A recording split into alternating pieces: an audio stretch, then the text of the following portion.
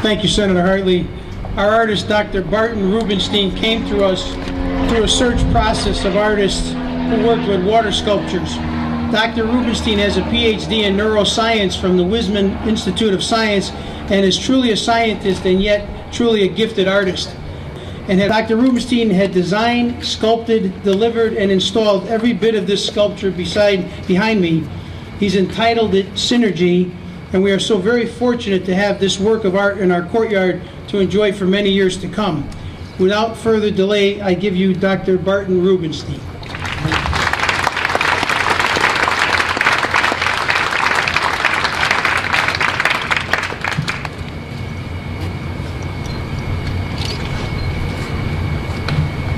I'd love to give Bill a hand because he has been a phenomenal part of this whole process. A really huge hand.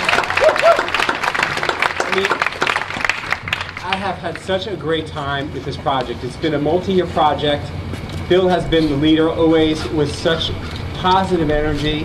I don't know, the karma around this project, all the dreamers that are here today and that couldn't be here today, was a real inspiration for me. And I remember the very first meeting that we had, and when I brought my proposal here, and I decided to call this sculpture Synergy, because I think originally it was untitled.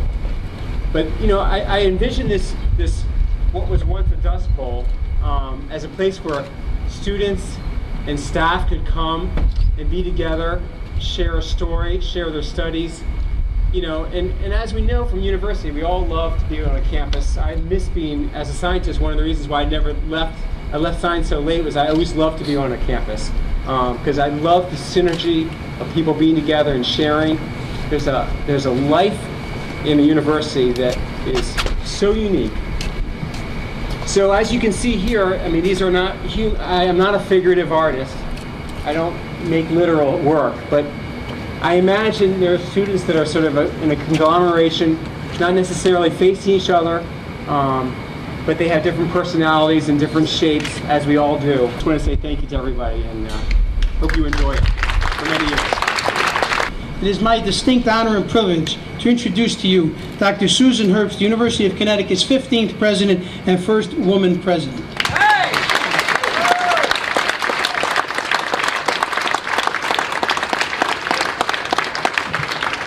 Tired of hearing that, first woman president. Our artist, Dr. Rubenstein, was selected through a nationwide competition, and Senator Joan Hartley. The two of them stand out as the key individuals who made this courtyard possible, and especially its stunning centerpiece. Thank you so much to Dr. Rubenstein for coming up. I know you came up from Maryland to be with us today, and we're very grateful for that. It's so nice to hear about the art from the artist's point of view. I had the university curator over to my house the other day, and I asked him what he thought of the pieces that I had brought with me to decorate the president's house, and he said, you know, it's not about what I think.